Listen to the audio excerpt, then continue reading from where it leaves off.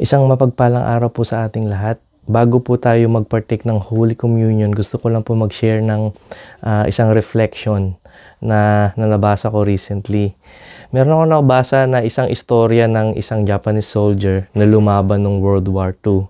Ang pangalan po niya is Hiro Onoda. Nadistino po siya sa island of Lubang. Yung island of Lubang, taas po yun ng Palawan and southwest ng Luzon. So, isa siyang island doon na secluded. Ngayon, ang nangyari, kasi dinidefensahan niya yung lugar na yon kasi dahil sa American occupation, pinag-aawayan ng Amerika at Japan yung Pilipinas noong mga panahon na yon. And then, hindi niya alam, natapos yung war noong 1945, patuloy pa rin siyang lumalaban.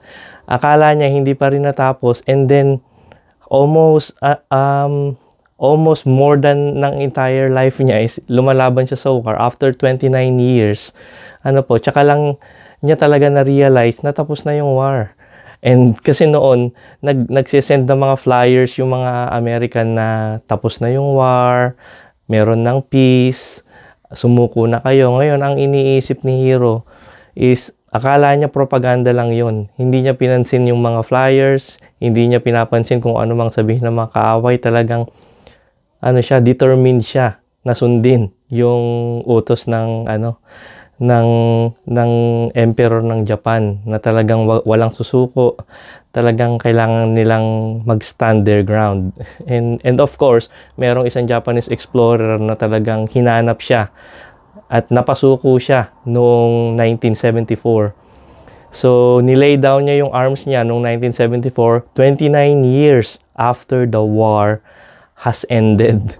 Yung istorya ni Hiro Onoda gusto kong i-relate sa communion natin ngayon. Tayong mga Kristiyano, parang palagi tayong nasa war, palagi tayong nasa gera. Yung isip natin hindi matahimik.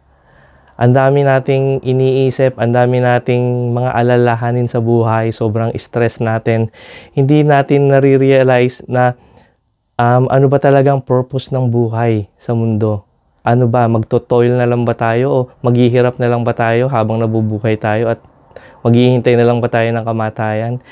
And ang dami nating laban sa buhay. Struggle every day, hindi mo alam. Inaalala mo yung mga anak mo, inaalala mo yung relationship mo, inaalala mo yung trabaho mo sa araw-araw, saan ka kukuha ng pagkain, paano mo masusustain yung mga gastusin, paano mong maisussustain yung mga relationships mo. It's a constant war. It's a constant war, and of course, kapag ka nasa constant war tayo, parang si Hiro Onoda, hindi tayo matahimik. Palagi tayong on the alert. Wala tayong peace sa buhay natin. Puro struggle. Palaging on high alert. Minsan nakaka-overwhelm. Parang ang bilis-bilis ng takbo ng buhay. Pero, kailangan natin mag-pause. Kailangan natin mag-isip. Kailangan natin malaman kung kailan ba talaga kailangan sumuko. Alam nyo po, we need to surrender our lives. Kasi, kung marirealize nyo, si Jesus Christ, He won the war already. And He won the victory for us. And ang kailangan lang natin is to lay down our weapons. Let's surrender. Let's surrender to Him because He did it like almost 2,000 years ago doon sa krus ng Kalbaryo. Lahat ng struggle natin kailangan tapusin na natin kasi panalo na siya eh. We just need to really offer everything to Him because He has won everything for us. And of course, lahat ng mga struggles natin sa buhay, lahat ng inaalala natin, lahat ng pinaglalaban natin, worries, kailangan natin isurrender lahat yun sa Kanya. Kasi hindi tayo matatahimik eh. Walang peace na mangyayari hanggat hindi natin sinusurrender sa Kanya lahat. Let's stop being in a war na natapos na victorious na tayo dahil sa ginawa doon sa cross ni Jesus Christ para sa atin.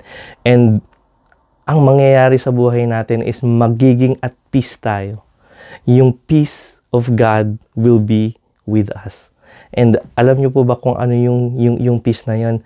Peace like none other. It's a different kind of peace. Yun daw yung peace na yung parang ibon sa falls. Kahit napakaingay nung falls, kahit napakaingay, napakagulo sa isang lugar, ano pa rin yung isang pamilya ng ibon na, alam niyo yun, kumakain, kumakanta, of course, dahil yon sa trust natin doon sa Diyos natin na victorious sa buhay natin. Kaya ngayong araw na ito, gusto ko po na i-partake ang Holy Communion with you. Please hold the bread in your hands, and this is His body that was broken for us on that cross 2,000 years ago, and everything has been paid for us, and by His stripes we are healed. Please partake.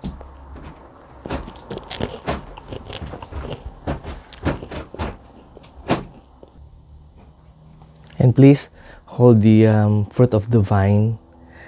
His blood was shed on the cross for the forgiveness of our sins. Let's partake.